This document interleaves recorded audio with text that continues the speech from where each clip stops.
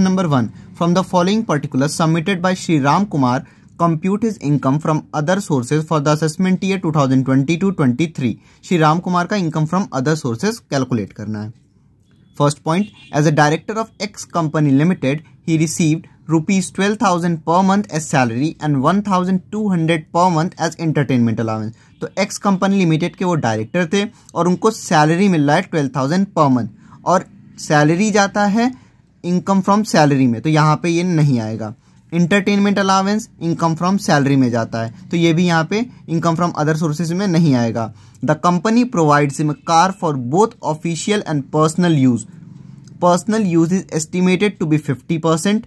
तो कार का जो भी ट्रीटमेंट होता है ऑफिशियल और पर्सनल यूज का, वो भी जाता है इनकम फ्रॉम सैलरी में,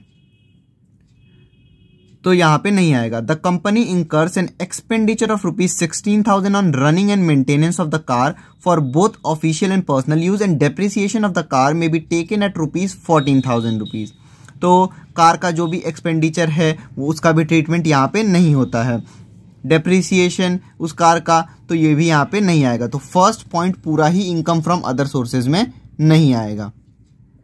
पॉइंट 2 देखते हैं. He was also a director in another company from which he received 13,000 as directors fee. तो डायरेक्टर फी जो होता है वो इनकम फ्रॉम अदर सोर्सेज में आता है, तो 13,000 आएगा. Interest receive on deposit with cooperative bank limited. Received word तो है यहाँ पे, लेकिन कोऑपरेटिव बैंक लिमिटेड पे कोई भी इंटरेस्ट रिसीव होता है तो उस पर टीडीएस नहीं कटेगा, इसलिए ये 2,000 हम पूरा ले लेंगे. रिसीव्ड लगा है यहाँ पे, लेकिन कोऑपरेटिव बैंक पे नहीं करते हैं हम ग्रॉस अप इसको, इसलिए पूरा अमाउंट आ जाएगा. Fourth point, dividend received from a foreign company ₹6,000. Dividend कहीं से भी मिला हो, Indian company foreign company, fully taxable होता है. और ये रिसीव देख के कंफ्यूज नहीं होना है, वो इंटरेस्ट ऑन सिक्योरिटीज के लिए इंटरेस्ट के लिए ग्रॉस अप करना होता है. डिविडेंड्स को रिसीव बोला है या और किसी चीज को, तो उससे हमको मतलब नहीं है. ये सिंपली ₹6,000 आउटर कॉलम में आ जाएगा. Received winnings from lottery ₹24,500. Winning from lottery तो है, साथ में रिसीव्ड भी लिखा है, और विनिंग्स फ्रॉम लॉटरी के साथ जब रिसीव्ड होता है और अमाउंट जो है वो 10,000 से ज्यादा है और रिसीव्ड वर्ड दिया हुआ है, तो ये ग्रॉसअप होगा. और लॉटरी में ग्रॉसअप करने के लिए हम इंटू 100/70 करते हैं, तो 24,500 इंटू 100 डिवाइड बाई 70 कर देंगे. 6th पॉइंट है, income from agriculture in England ₹78,000. Agriculture land से कोई भी इनकम इंडिया में होती है तो वो तो फुल्ली एग्जेम्प्ट होता है, लेकिन आउटसाइड इंडिया तो ये फुल्ली टैक्सेबल हो जाएगा इनकम फ्रॉम अदर सोर्सेज में. ₹78,000. Honorarium for delivering lectures in a registered society ₹1,200.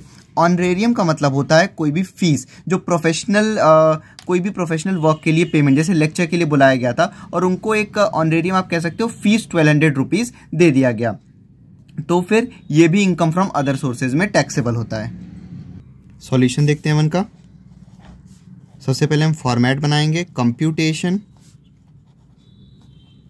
Of income from other sources.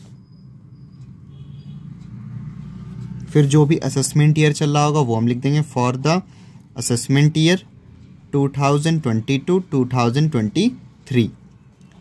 तो फर्स्ट पॉइंट तो यहाँ पे नहीं आएगा, वो इनकम फ्रॉम सैलरी का पार्ट है. सेकंड पॉइंट में दे रखा था डायरेक्टर फी, तो वो यहाँ पे आता है, हम लिखेंगे डायरेक्टर्स फी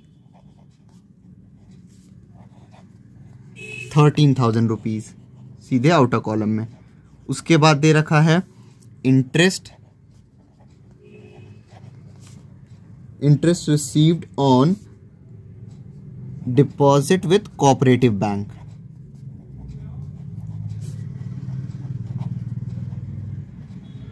तो कोऑपरेटिव बैंक के इंटरेस्ट को हम ग्रॉस अप नहीं करते हैं, तो सीधे ₹2,000 हम आउटर कॉलम में लिख देंगे.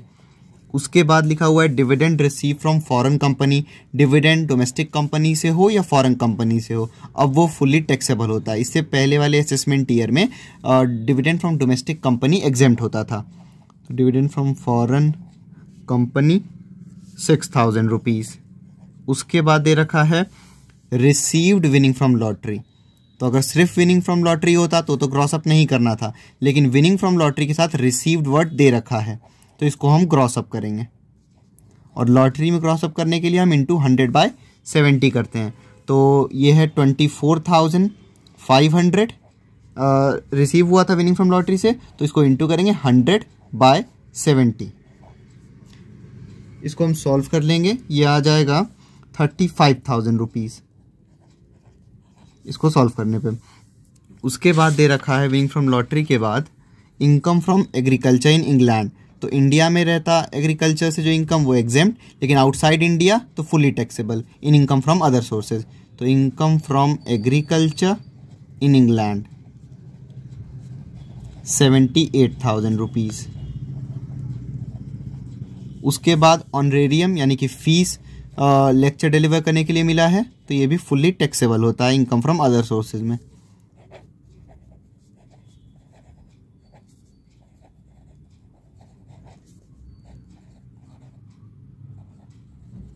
$1,200 रुपीज़। अब और कुछ बचा नहीं है, इन सबको जब हम ऐड कर देंगे तो ये आ जाएगा 1,35,200 रुपीज़। ये हो गया इनकम फ्रॉम अदर सोर्सेस।